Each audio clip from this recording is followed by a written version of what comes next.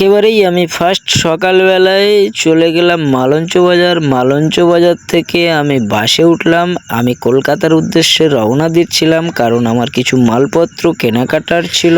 আমার একটু জল পিপাসা লেগেছিল, তাই আমি গাড়ি থেকে নেমে এই বয়স্ক মানুষটার বাড়িতে গেলাম। গিয়ে দেখলাম যে উনি গেট ট্রেনিং করছেন, ব্যালেন্সিং এক্সারসাইজ করছেন।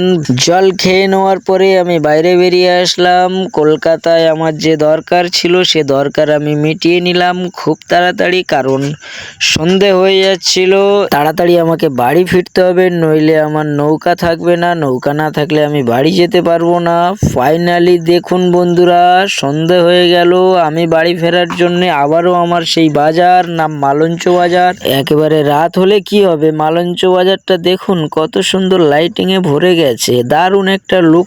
আমি ফাইনালি নৌকায় চলে আসলাম। দেখুন নৌকায় উঠে গেছি আমি। নদীতে কিন্তু আলোর একটা আস্তরণ পড়েছে, নৌকাগুলো আবছা আবছা দেখা যাচ্ছে। আমি কিন্তু এখন নৌকায় আছি। আমি এখন বাড়িতে যাচ্ছি। দেখুন কত সুন্দর জলের উপরে লাইট পড়েছে। এটা আমার গ্রামের দোকান। এই যে দেখছেন আমি গ্রামের রাস্তায় হাঁটছি। ধন্যবাদ।